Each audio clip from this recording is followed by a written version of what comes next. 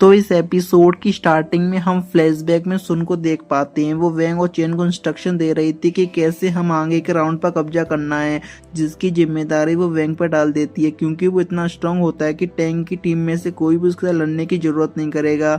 वहीं पर scene cut होता है और हम प्रेजेंट में आ जाते हैं जहाँ पर ईसा अभी भी टैंक पर नजर रखे हुए थी जो वाटर रन पर पहरा दे रहा था।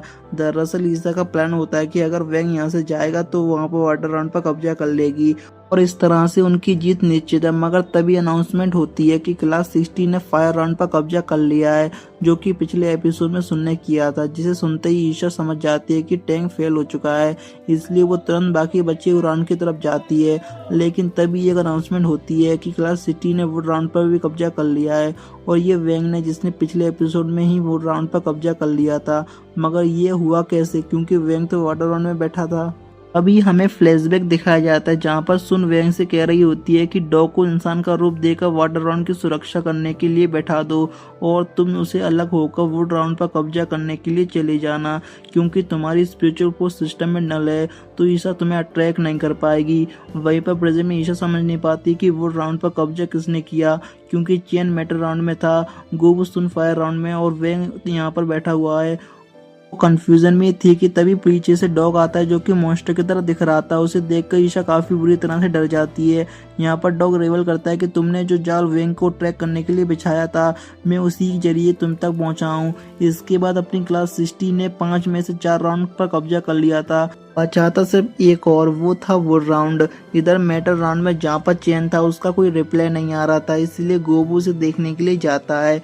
दूसरी तरफ हम सभी टीचर को देखते हैं। वो लोग क्लास 60 का उसको देख के काफी ज्यादा खुश हो रहे थे, लेकिन वैंग की डैड उदास थे, जिसका इकलौता कारण वैंग, जो कि बचपन से ही किसी भी इमोशन या फीलिंग को महसूस नहीं करता, फिर चाहे क्लास में फर्स्ट आया हो या लास्ट। इसलिए उन्हें डर था कि वैंग ये राउंड पर जाकर कब्जा कर पाएगा या नहीं, क्योंकि जैसे ही वो इमोशन महसूस करता है उसकी हार्ट बीट बढ़ने लग जाती है, जिसका कारण वो अपने आप पे कंट्रोल नहीं कर पाता और नेगेटिव एनर्जी उसकी बॉडी से बाहर निकलती है, जो कि बाकी लोगों के लिए खतरा बन सकती है। इसलिए उसे बचपन से ही अकेला रहकर इमोशन और फीलिंग जैसी चीज़ों को अपने से दूर रखा।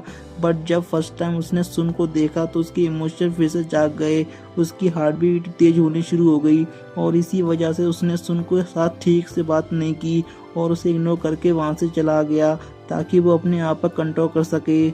लेकिन आगे जैसे जैसे उसे सुन के साथ टाइम स्पेंड किया और चेन और गोबू के साथ उसकी दोस्ती होती है तो वो फिर अपने आप पर कंट्रोल नहीं कर पाया और इसी के साथ चलते उसकी सील ब्रेक होना स्टार्ट हो गई। वहीं पर प्रेजेंट में जब गोबू मैटर राउंड में आता है तो वो चेन की हालत देखकर हैरान रह जाता है, क्योंकि उसकी हालत काफ़ी ज़्यादा बुरी थी, जिसे देखकर हम समझ पाते हैं कि उसकी ये हालत जिम्मेदार लेडी बॉस है, जिसने पिछले एपिसोड में अपने आपा को रिवल किया था। दूसरी तरफ ईसा डॉग की इंसान रूप को देखकर डर के मारे बेहोश हो जाती है।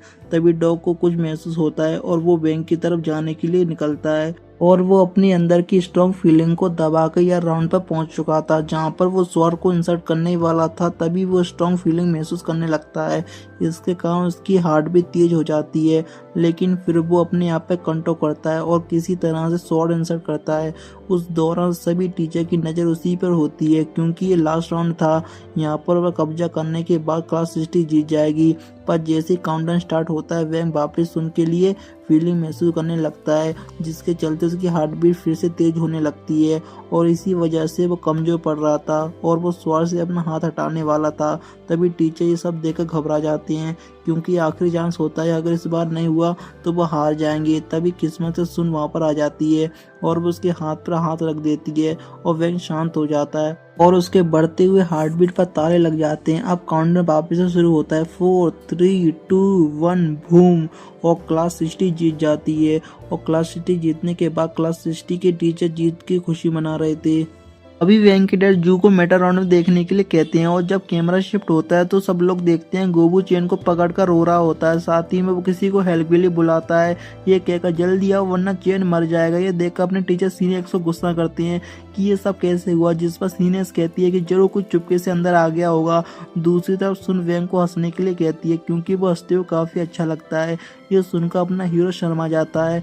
तभी अचानक से पीछे आकर लेडी बॉस सुन पर अटैक कर देती है, जिसके कारण सुन की आत्मा उसकी बॉडी से बाहर निकल जाती है, वेंग के गले लग जाती है और फिर थोड़ी देर बाद गायब हो जाती है। अब ये सब देखकर वेंग अपनी फीलिंग पर कंट्रोल नहीं कर पाता, जिसकी वजह से उसकी सील टूट जाती है।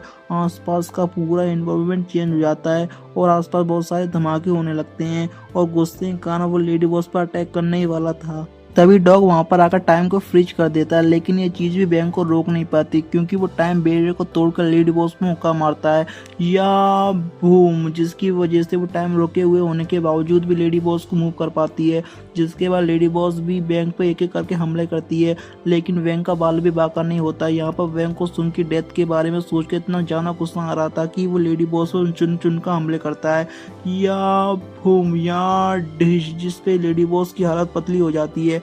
आगे वेंग जैसे पूरी तरह से खत्म करने के लिए एनर्जी बॉल बनाकर उस पर अटैक करता है या ढिशुम, लेकिन तभी लेडी बॉस अपने आप को मारने को कहती है कि मार दो मुझे, उसके बाद तुम भी मेरे जैसे बन जाओगे। सुनकर वेंग को सुन की याद आती है और वो नॉर्मल हो जाता है। इसके बाद वेंग सुन के पास आकर अपनी हीलिंग पावर से उसे ठीक करने की कोशिश करता है, मगर वो काम नहीं कर रही थी। तभी डॉग उसे बताता है कि लेडी बॉस ने सुन को पंच मार कर उसकी आत्मा बाहर निकाल दी थी, यानी वो मर चुकी है। जिस पर सुन वेंग कहता है कि ऐसा नहीं हो सकता क्योंकि इसकी बॉडी अभी भी गर्म है। इस पर डॉग कहता है कि वो इसलिए क्योंकि जब मैंने टाइम फ्रीज किया तो उसकी बॉडी में थोड़ी जान बाकी थी और मैं जैसे ही टाइम को अनफ्रीज करूंगा तो वो सुन हमेशा के लिए चली जाएगी। ये सुनकर वेंग काफी ज्यादा दुख हो जाता है, लिटरली वो रोने लगता है, जिसे देखकर डॉग कहता है कि मैं टाइम को हमेशा के लिए फ्रीज रख सकता हूँ अगर तुम चाहो तो, जिससे तुम सुन के साथ टाइम स्पेंड कर सकते हो। लेकिन हम वेंग को देखकर समझ पाते हैं कि वो सुन के साथ ही रहना चाहता था, इसीलिए वो सुन का हाथ कसकर पकड़ता है। तो दूसरी तरफ डॉग सोच रहा था कि काश मैं किसी तरह वेंग की मदद कर सकता। और फिर गाइस इसी के साथ ये एपिसोड यहीं पर एंड होता है। तो मिलते हैं लास्ट एपिसोड में। Thank you for watching.